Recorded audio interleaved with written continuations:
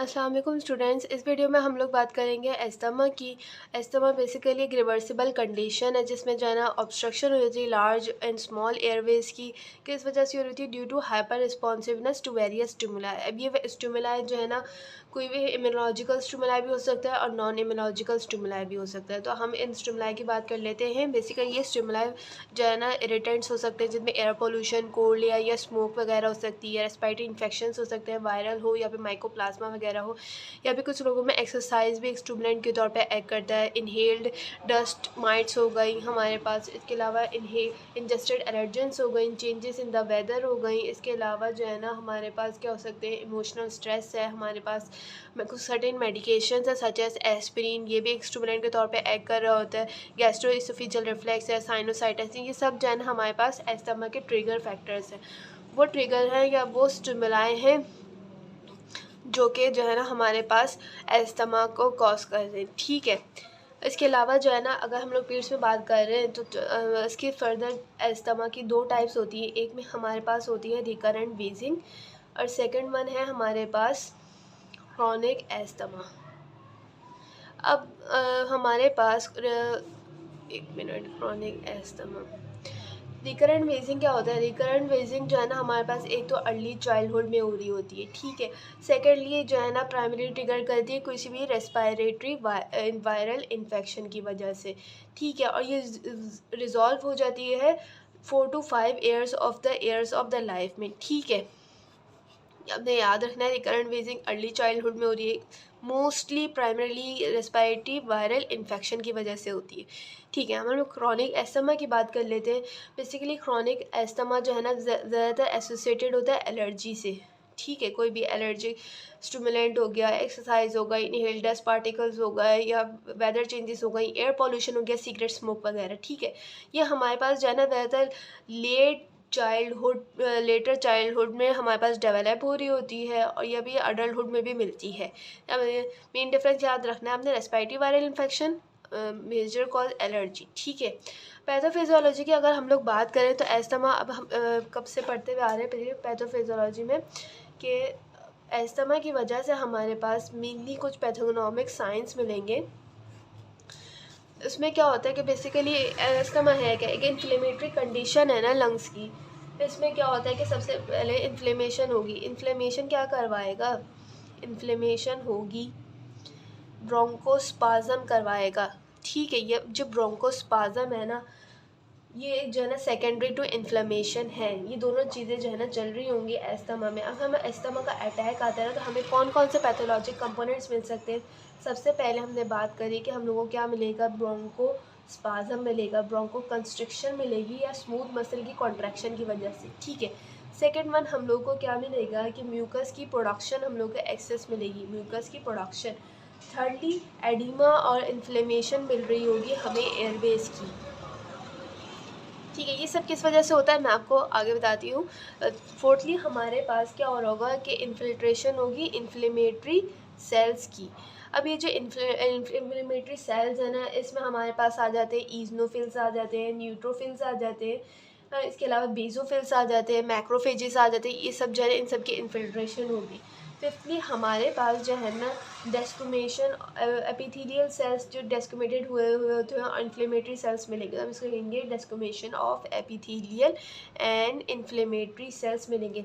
ठीक है, जब भी हमारे पास एस्थमा होगा, एस्थमेटिक अटैक हो तो होगा तो हमें ये 5 पॉइंट्स याद रखने हैं कि हमें ये हर हाल में मिलेंगे। इनमें से ज़रूर ब्रोंको कंस्ट्रिक्शन, ब्रोंकोस्पाज्म तो लाजमी मिलेगा। ठीक है, और फिर ये अकॉर्डिंग टू द सिवियरिटी आपको ये भी मिलेंगे, लेकिन अकॉर्डिंग टू द सिवियरिटी मिल रहे होंगे।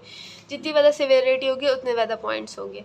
अब मतलब उतने बार बार कह रहे थे ना रिवर्सिबल ऑब्स्ट्रक्शन है। अब ये ऑब्स्ट्रक्शन किस चीज़ की थी? जो हमने बात की थी ना यहाँ पे कि म्यूकस प्रोडक्शन है, इन्फिल्ट्रेट है, इन्फ्लेमेशन है, एडिमा है, इन सब की वजह से जो है ना ऑब्स्ट्रक्शन हो रही। तो आपने ना ये बात याद रखनी है। मैंने पहले ये बात इसलिए नहीं बताई थी क्योंकि पहले हमको पैथोफिजियोलॉजी पता होनी चाहिए, फिर आपको पता होना चाहिए कि ऑब्स्ट्रक्शन किस चीज़ की हो रही है। ठीक है, ज़्यादा जो है ना हमारे ये फीचर्स मिल रहे होंगे। अब हमारे पास क्या होता है कि मेनली वाइवा में अक्सर ये सवाल पूछते हैं कि अगर ऑब्स्ट्रक्शन हो रही है, आपने कहा था ना डेफिनेशन में कि ये एक ऑब्स्ट्रक्शन है, रिवर्सिबल ऑब्स्ट्रक्शन है स्मॉल एंड लार्ज एयरवेज।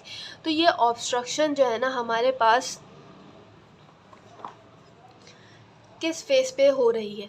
तो आपका जवाब होगा कि ऑब्स्ट्रक्शन हमारे पास इंस्पायरेशन पे भी होती है और एक्सपायरेशन पे भी होती है, लेकिन मेनली हमारे पास ये एक्सपायरेटरी फेज़ में हो रही होती है, एक्सपायरेटरी फेज़ में हो रही होगी। और जैसे जैसे हमारे पास क्या होगा कि हमारे पास एयर चले तो गई है, लेकिन जब वापस आ रही है तो ये हमारे पास प्रोलॉन्ग पीरियड होगा, इसमें हमें वीजिंग साउंड मिलेगी, रोंकाएँ मिल सकते हैं, लेकिन एक्सपायरेशन में होगी। और इसी फेज में हमारे पास जो होती है ना गैस, एयरवे गैस पे ट्रैपिंग हो जाती है, ठीक है। लेकिन जब हमारे पास जब सीवियर एस्थमा होगा, इतना सीवियर, मोर बहुत ज़्यादा सीवियर एस्थमा होगा, तो उस फेज़ में हम लोग को इंस्पायरेटरी फेज़ में भी ऑब्स्ट्रक्शन मिलेगी। लेकिन मेनली आपने पहले जवाब देना है कि एक्सपायरेटरी फेज़ में मिलेगी। अगर मोर सीवियर एस्थमा होगा, बहुत ज़्यादा, इंस्पायरेटरी और एक्सपायरेटरी दोनों फेजेस में हम लोग को ऑब्स्ट्रक्शन मिलेगी, ठीक है। सेकेंडली अब हम बात कर लेते हैं बेसिकली कि होता क्या है जब हमारे पास परफ्यूजन सही से नहीं हो रही, इंस्पायरेशन एक्सपायरेशन अफेक्ट हो रही है, मिसमैचिंग हो रही है वेंटिलेशन की, तो क्या होगा? हाइपोक्सिया होगा। सही है, डिमांड मीट नहीं हो रही है, ऑक्सीजनेशन सही से नहीं हो रही, तो हाइपोक्सिया होगा। हाइपोक्सिया क्या करेगा? एनारोबिक मेटाबॉलिज्म होगी, ठीक है। फिर उससे क्या होगा? लैक्टिक एसिड की फॉर्मेशन होगी, ठीक है। ये तो आपने पढ़ा ही था कि जब भी हमारे पास एनारोबिक मेटाबॉलिज्म होगी, लैक्टिक एसिड की प्रोडक्शन होगी। ये जो लैक्टिक एसिड जो है ना, इसकी कन्वर्जन हो जाएगी कार्बन डाइऑक्साइड में और वाटर में। जब ये कार्बन डाइऑक्साइड और वाटर जो है ना क्या करेंगे? ये करवाएंगे मेटाबॉलिक एसिडोसिस, ठीक है। मेटाबॉलिक एसिडोसिस हो गई। अब ये जो कार्बन डाइऑक्साइड एक्सेस अमाउंट में बढ़ी जा रहा है, एक वक्त आएगा जब हाइपर कैप्निया कहेंगे, increase volume of carbon dioxide बढ़ जाएगा। ये क्या करेगा? ये कन्वर्ट होना शुरू हो जाएगा कार्बोनिक एसिड में, ठीक है। जब कार्बोनिक एसिड में कन्वर्ट होगा तो कार्बोनिक एसिड टूटेगा, डिसोसिएट होगा हाइड्रोजन आइंस में, एंड ये हमारे पास बाइकार्बोनेट आइंस में डिसोसिएट होना शुरू हो जाएगा, ठीक है। हाइड्रोजन आइंस और बाइकार्बोनेट आइंस में एसोसिएट होने जो फिर हमारे पास क्या करवाएगा? Respiratory acidosis. तो आपने ये बात याद रखनी है कि किस तरीके से हमारे पास मेटाबॉलिक एसिडोसिस हो रहा है और किस तरीके से हमारे पास रेस्पायरेटरी एसिडोसिस हो रहा है, ठीक है। ये तो एक बात हो गई। और एक पेशेंट में हमारे पास क्या होता है कि हमने कहा कि ब्रोंकियल हाइपर रिएक्टिविटी हो रही है। क्यों ब्रोंकियल हाइपर रिएक्टिविटी हो रही है? क्योंकि जब एस्थमा का जो पेशेंट है ना, ये एलर्जिक टाइप इन्फ्लेमेशन हो रही है। जैसे हमने कहा कि क्रॉनिक एस्थमा में क्या है कि ज़्यादा एलर्जी से एसोसिएटेड है, इस वजह से जो है ना हमारे पास एयरवे म्यूकोजा में ब्रोंकियल हाइपर रिएक्टिविटी हो रही है।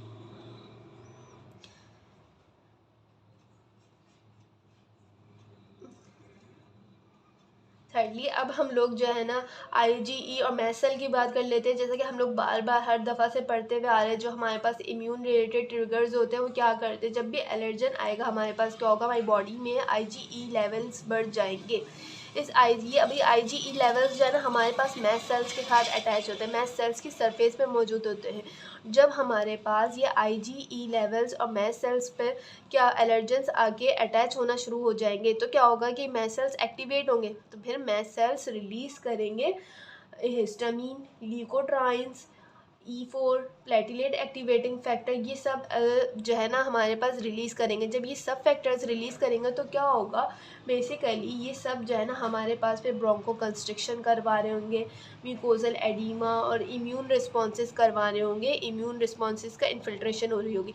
ये वही बात है जो कि प्रीवियसली मैंने आप लोग को बताई थी कि हमारे पास ये पॉइंट्स मिल रहे होंगे। मैं bronchospasm, mucus production, edema, inflammation, ठीक है, ये बता दिया मैंने आपको ये किस तरीके से सारे पॉइंट्स हो रहे हैं, किस तरीके से हमारे पास ये सब फीचर्स मिल रहे हैं, ठीक है। अब यहाँ पे जो है ना ये हमने बात कही थी ना कि एलर्जन की वजह से हो रहा है ये सब कुछ, आईजी एंटीबॉडी इम्यून रिलेटेड है, तो हमारे पास यहाँ पे दो फेजेस होंगे। एक होता है हमारे पास अर्ली इम्यून फेज और एक होता है हमारे पास लेट इम्यून फेज। अर्ली जैसे कि नाम इंडिकेट कर रहा है, ये हमारे पास सबसे पहले जो है ना इम्यून रिस्पॉन्स होगा। इसमें क्या होगा कि बेसिकली ब्रोंको कंस्ट्रिक्शन होगी। इस फेज़ में हम लोग है ना, अगर पेशेंट आ रहा है हमारे पास अर्ली, तो हम लोग जो है ना इसको ट्रीट कर सकते हैं बीटा-2 रिसेप्टर अगोनिस्ट से, ठीक है। और ये इससे भी प्रिवेंट भी किया जा सकता है मैस्ट सेल्फ स्टेबलाइजिंग एजेंट से ही मैं आपको जो है ना मैनेजमेंट में बताती हूँ कि आपको क्या प्रिवेंशन वगैरह है, ठीक है। और जो लेट इम्यून फेज रिएक्शन होते हैं ना, हमारे पास मेनली 6 to 8 आवर्स के बाद हो रहे होते हैं, और ये कंटिन्यूड स्टेट रहती है इसमें एयरवे हाइपर रिस्पॉन्सिवनेस की,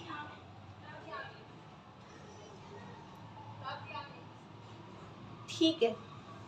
और इसमें फिर हम किस से ट्रीट कर सकते हैं, स्टीरॉयड से कर सकते हैं, और मैं सेल्फ स्टेबलाइजिंग एजेंट से कर सकते हैं। मैं आपको मैनेजमेंट ना फिर मैनेजमेंट में बताती हूँ। आपने 2 फेज याद रखने हैं, अर्ली इम्यून रिस्पॉन्स होता है और लेट इम्यून रिस्पॉन्स होता है। लेट में क्या होगा, फिर परसिस्टेंट एयरवे हाइपर रिस्पॉन्सिवनेस रहेगा, हाइपर एक्टिव रहेगा, ठीक है। हम लोग कुछ पहले क्लिनिकल फाइंडिंग्स की बात कर लेते हैं कि हम लोग को किस किस तरीके की क्लिनिकल फाइंडिंग मिल सकती है। सबसे मोस्ट कैरेक्टरिस्टिक साइन जो है ना एस्थमा का, वो हमारे पास वेजिंग साउंड होगी, वेजिंग साउंड,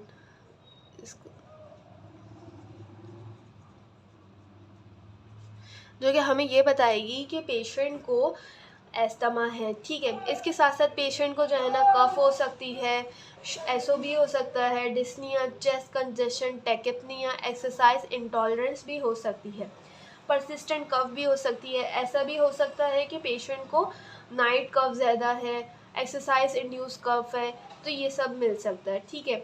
क्योंकि नाइट कफ मैंने इसलिए कहा क्योंकि ना पेशेंट्स में क्या होता है कि रात के वक्त जो है ना एयरवे पेटेंसी डिक्रीज हो जाती है, एयरवे पेटेंसी, इस वजह से जो है नाइट कफ कहा है। इसके अलावा अगर हमें ये सब साइन से मिल ले तो चेस्ट ऑस्कल्टेशन पे ना ड्यूरिंग फोर्स एक्सपायरेशन हम लोग को जो है ना प्रोलॉन्ग्ड एक्सपायरेटरी फ्रेज मिल सकता है। जैसे मैंने आपको कहा था पैथोलॉजी में बताया था कि एक्सपायरेटरी फेज में हमारे पास जो है ना हमें ऑब्स्ट्रक्शन मिलती है, इसे कह रहे हैं प्रोलॉन्ग एक्सपायरेटरी फेज भी मिल सकता है, ठीक है। इसके अलावा ना फ्लेयरिंग ऑफ नॉस्ट्रल्स हो गया, ठीक है। अब पेशेंट जो है ना नाक के बजाय मुंह से सांस ले रहा है, ठीक है। उसके अलावा जो है ना इंटरकॉस्टल, और जो है ना मेन बात use of accessory respiratory muscles. Accessory respiratory muscles ना कौन से होते हैं, जैसा कि हो गया ट्रेपेजियस हो गया, स्टर्नोक्लाइडोमास्टोइड हो गया, अभी हमारे पास पेक्टोरियलिस मेजर हो गया, ये सब एसेसरी मसल्स हैं रेस्पिरेटरी के। तो पेशेंट जो है ना एसेसरी मसल्स रिस्पायर करोगे तो हम लोग को कैसे पता चलेगा कि एसेसरी रेस्पिरेटरी मसल्स यूज़ कर रहा है। बेसिकली वो पेशेंट जो है ना ऐसे हमारे पास आएगा कि बैठा हुआ होगा, अपनी आर्म्स को ना सपोर्ट करा हुआ होगा आगे की तरफ और खींच खींच के सांस ले रहा होगा, ठीक है। उसके अलावा जो है ना हम लोग को सेंट्रल साइनोसिस मिल सकती है, जाके मैंने आपने बताया था हाइपोक्सीमिया हो जाता है, ठीक है, सीवियर हाइपोक्सिया हो जाता है, इस वजह से टैकीकार्डिया हो गया, ठीक है। और ना हमें ऐसा भी हो सकता है कि पेशेंट को डायफोरेसिस हो, डायफोरेसिस मतलब एक्सेसिव स्वेटिंग हो, ठीक है। ये सब जो है ना हमें पेशेंट्स में क्लिनिकल फाइंडिंग्स मिल सकती है एस्थमा वाले पेशेंट में। इसके अलावा जो है ना ऐसा भी हो सकता है कि पेशेंट का ईपी डायमीटर ना रेज हो, ये तो हम एक्सरे में मालूम करेंगे, लेकिन हमें क्लिनिकल फीचर में कैसे पता चलेगा कि वो जो है ना इसका बैरल शेप चेस्ट होगा। ज़रूरी नहीं है बैरल शेप्ड हो, लेकिन ना उसका एपी डायमीटर बढ़ा हुआ होगा, तो इस बात से हम आइडिया लगा सकते हैं कि ये जो है ना एस्थमा है इस पेशेंट को। और एक और बात, एक मेन सल्कस भी डेवलप हो सकता है, उसको हम लोग कहते हैं हैरिसन सल्काई। ये बेसिकली क्या है कि स्टर्नम जो है ना प्रोमिनेंट हो जाती है इसमें। मैं आपको जो है ना एक पिक्चर कोशिश करूँगी लगा के दिखा दूँ। इसमें ना स्टर्नम प्रोमिनेंट हो जाती है और जो रिब्स होती है ना वो अंदर की तरफ चले जाती है, कुछ ऐसे करके।